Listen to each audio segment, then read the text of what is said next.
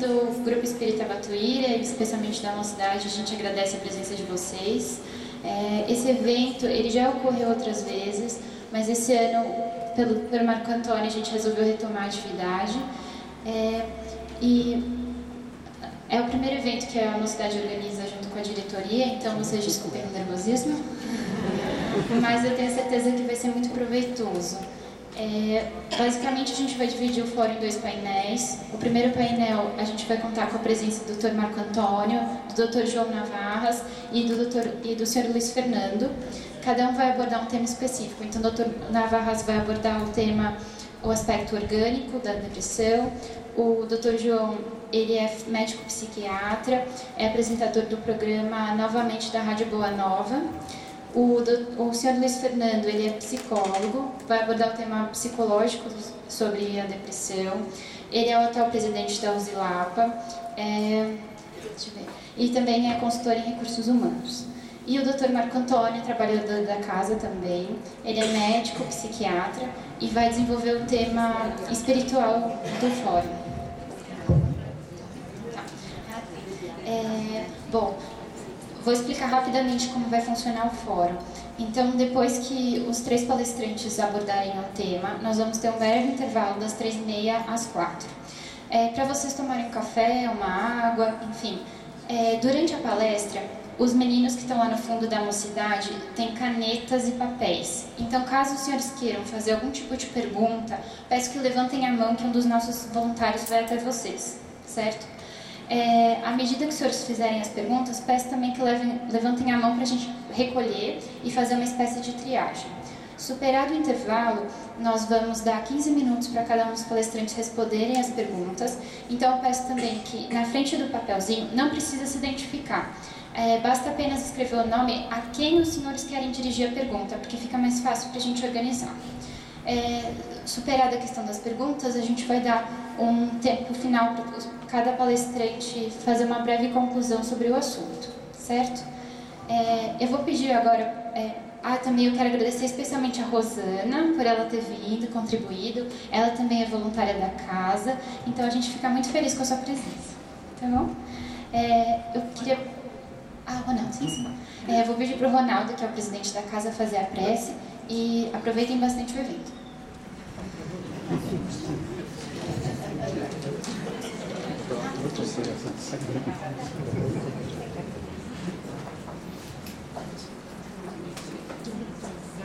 Em primeiro lugar, nós agradecemos a presença de todos, agradecemos ao arrojo da nossa mocidade por ter planejado esse evento, que eu tenho a impressão que foi um sucesso, já foi um sucesso, né, de público.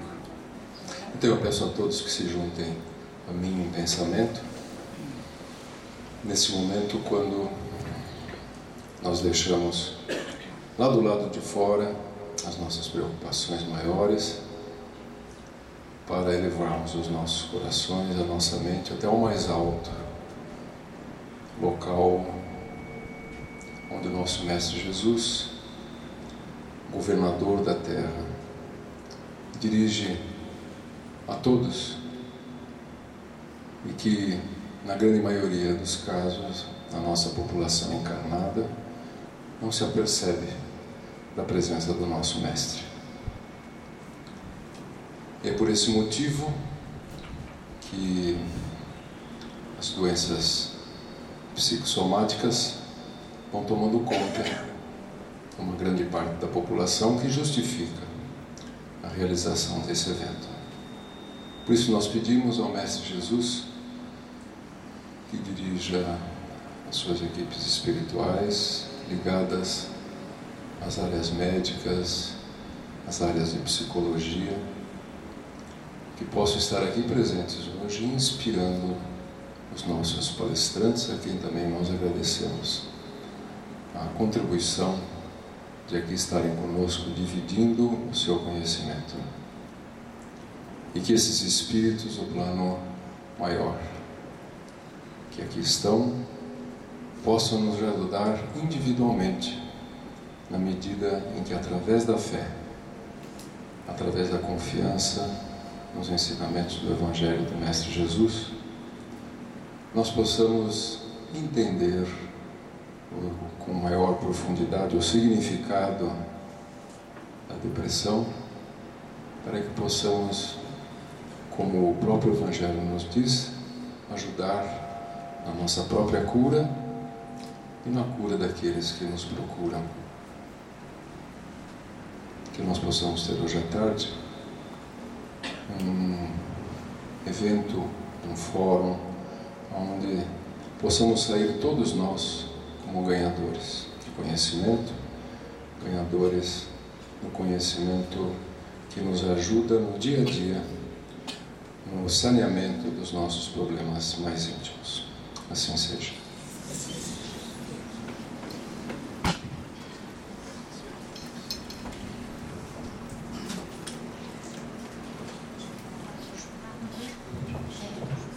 Eu gostaria de chamar o Dr. João para sentar à mesa e o senhor pode dar início à sua exposição. Tá bom.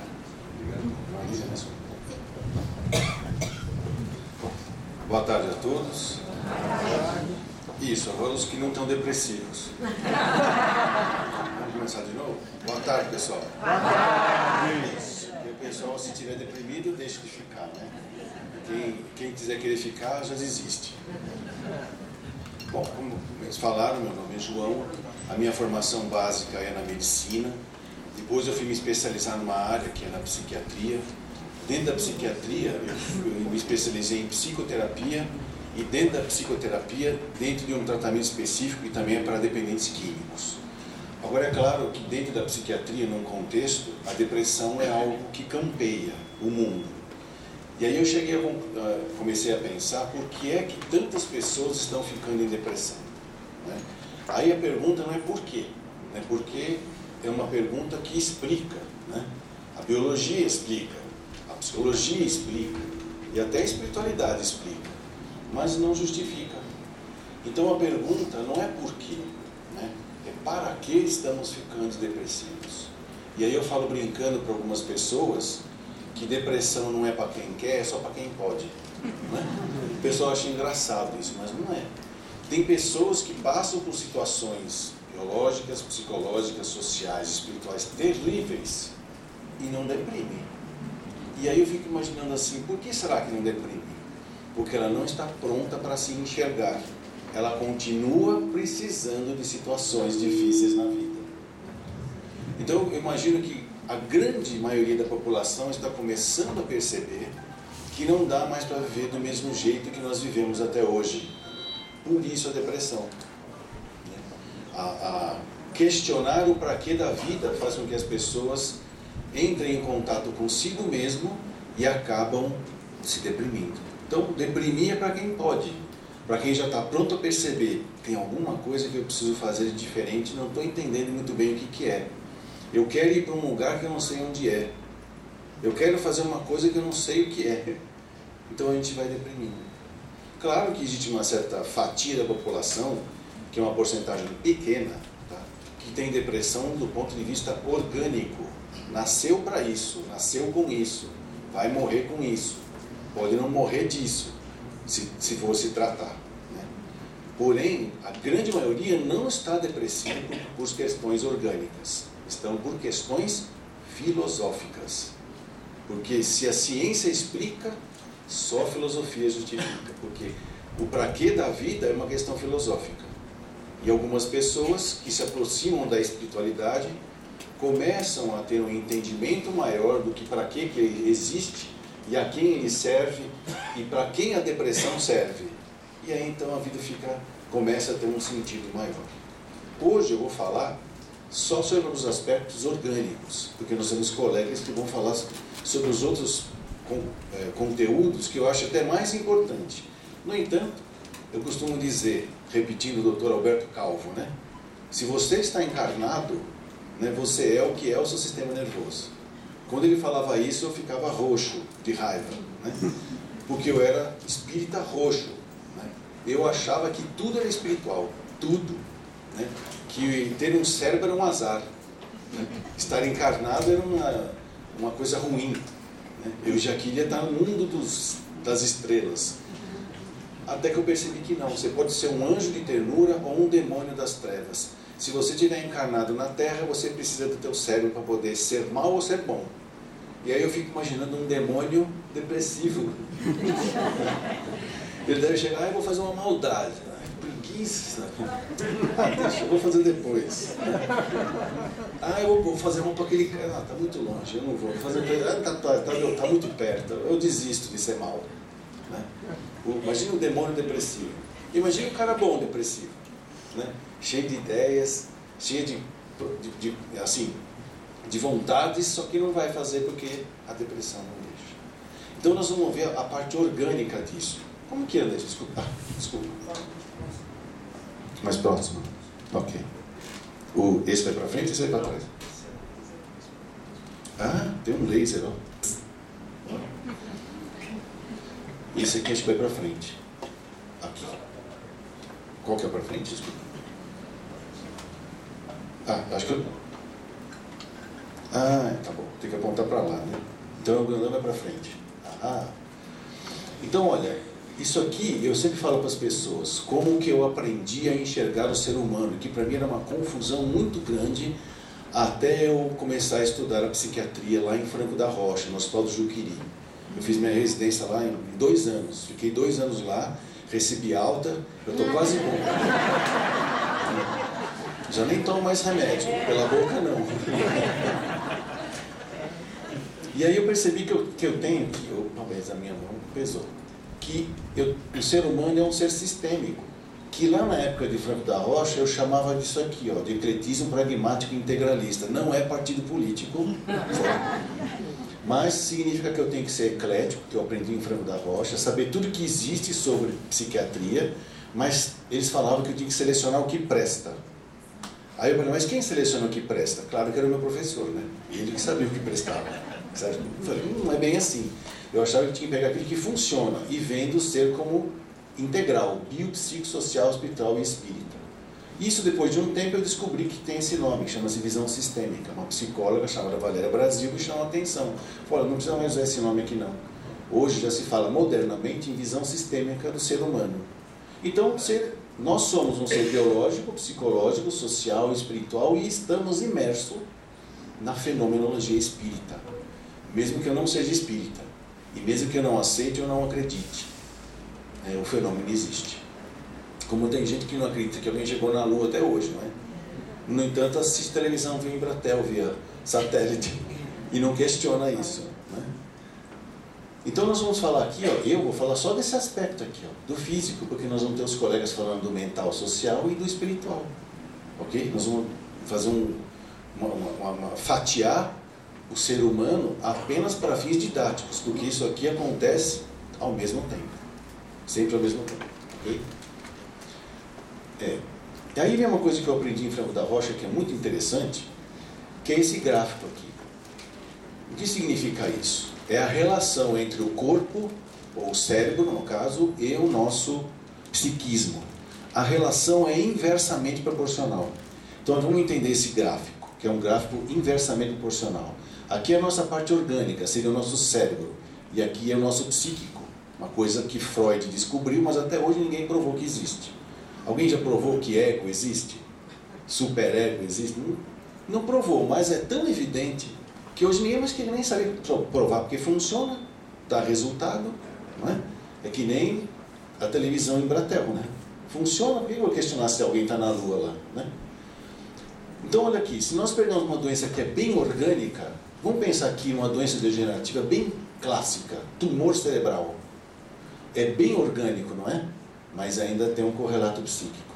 No mínimo, esse cara aqui vai ficar chateado, porque ele vai ter que fazer uma cirurgia, uma trepanação, abrir o crânio, tirar o tumor, ficar meio lesado por um tempo, e isso vai chatear ele. No mínimo isso. Fora o que eu cutucar no cérebro dele, ele pode ficar diferente.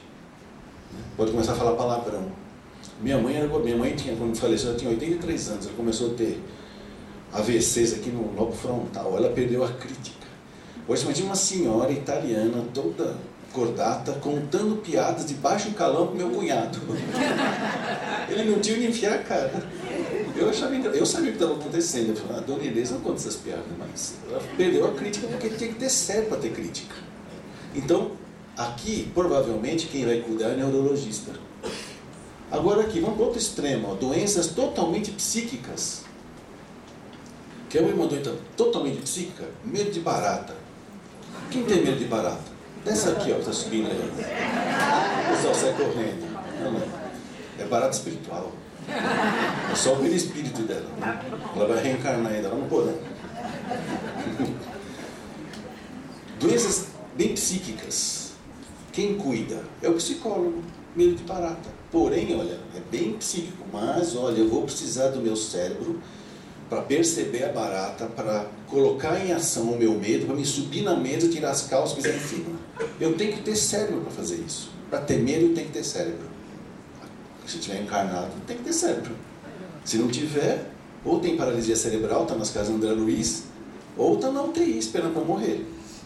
Para desencarnar, vai pedindo pit stop, que eu falo. E desencarnar é pit stop, né? Você para no plano hospital, pega um corpinho novo e volta. Não é assim? E aqui no meio, olha, é onde entra a psiquiatria, onde as coisas estão bem parecidas. Tanto de orgânico quanto de psíquico, que é tão próximo, que aí é só o psiquiatra que treina os seus 5 sentidos para perceber o que está acontecendo com a pessoa. E às vezes ele tem que pedir socorro para o neurologista e às vezes ele tem que pedir socorro para o psicólogo. Okay? Então nós vamos falar da parte orgânica, lembrando disso, tá? Que sempre o nosso orgânico vai estar se relacionando com alguma coisa psíquica. Okay? Eu não acreditava nisso, tá?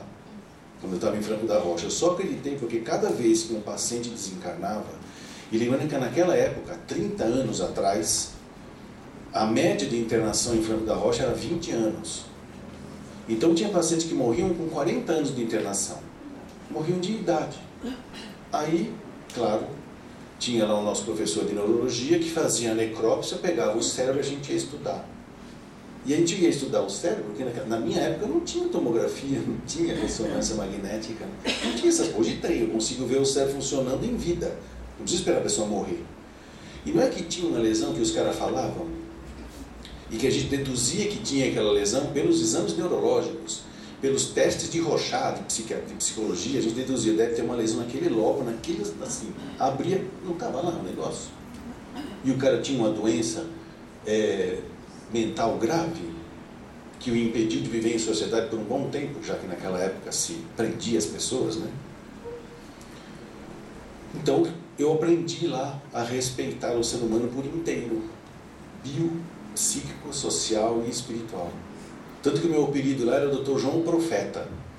Tanto que eu falava da parte, da parte espiritual da vida, né? O pessoal não achava ruim.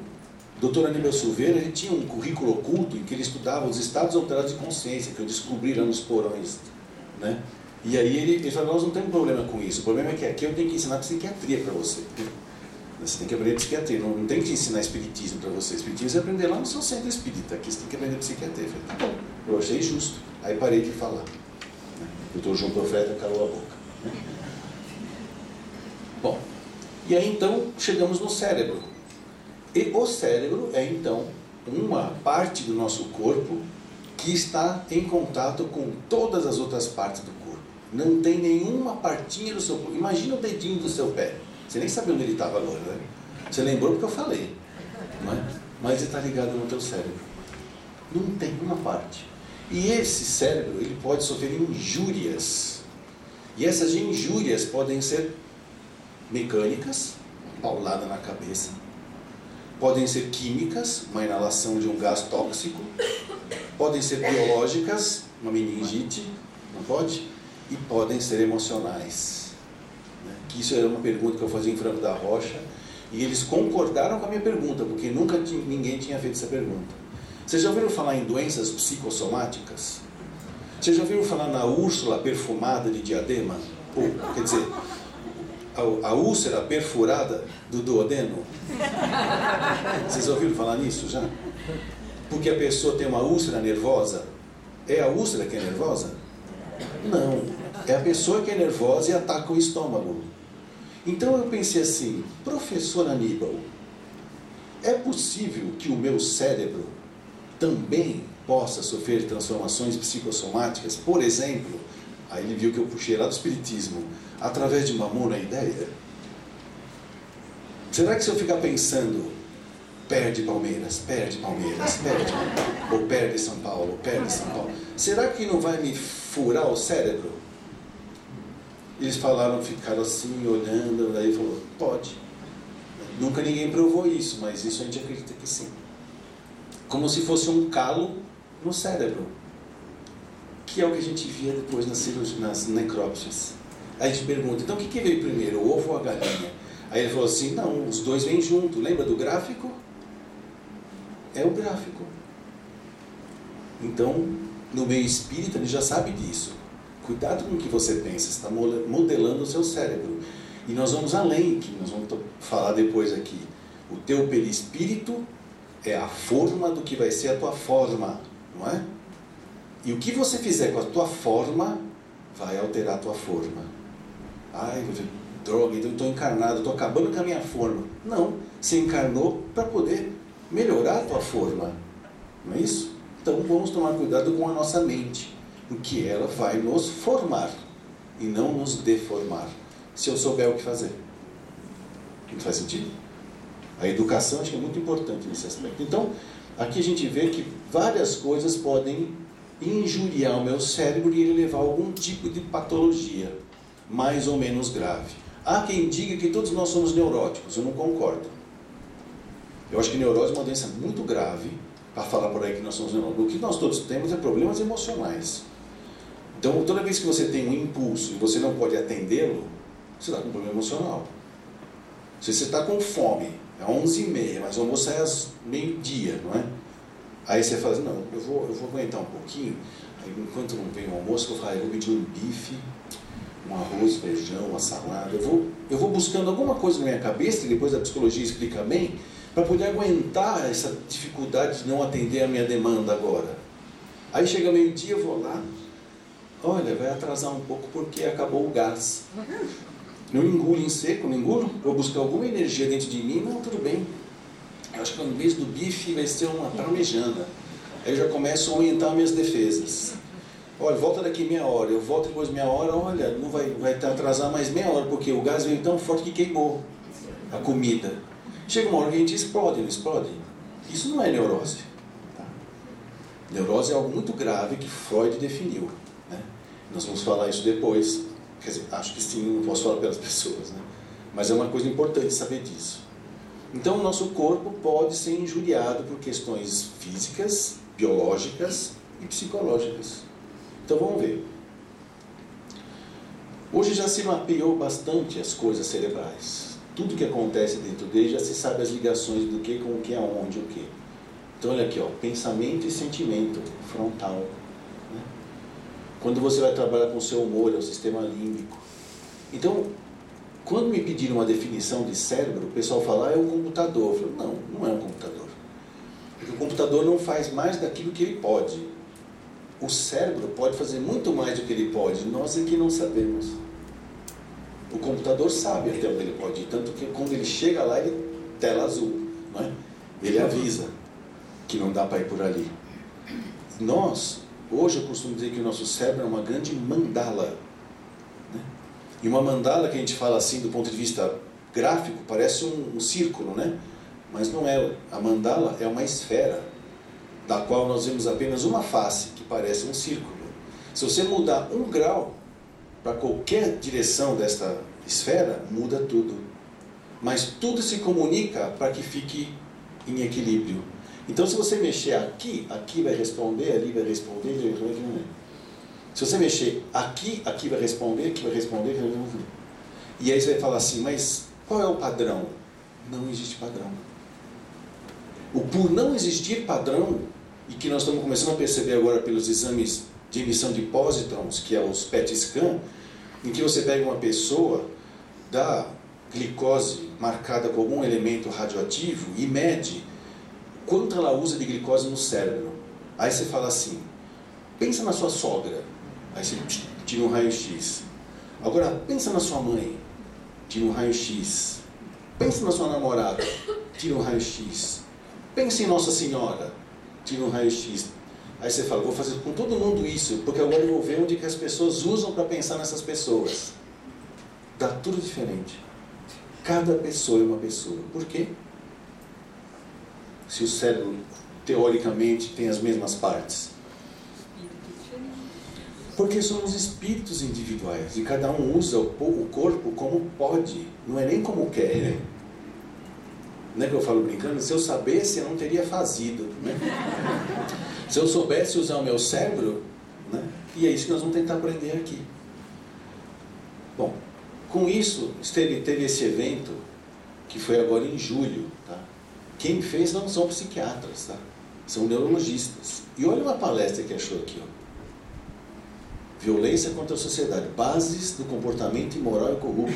Conclusão, corrupção é doença cerebral.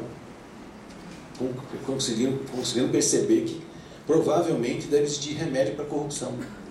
Fora o Morol, né? Tem um remédio chamado Morol, né? Morol de 50 miligramas, né? Morol, né? O efeito Morol, né? O pessoal começou a ficar com medo da injeção, porque é uma injeção grande, sabe?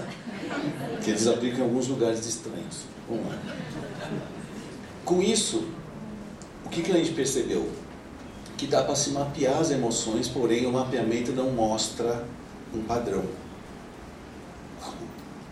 Vocês não imaginam o que vocês estão falando para mim. Vou acelerar.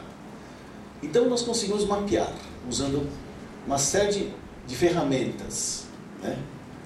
O eletroencefalograma, a tomografia, e quando vai se tratar, do ponto de vista biológico, sempre se percebeu que as pessoas que passam por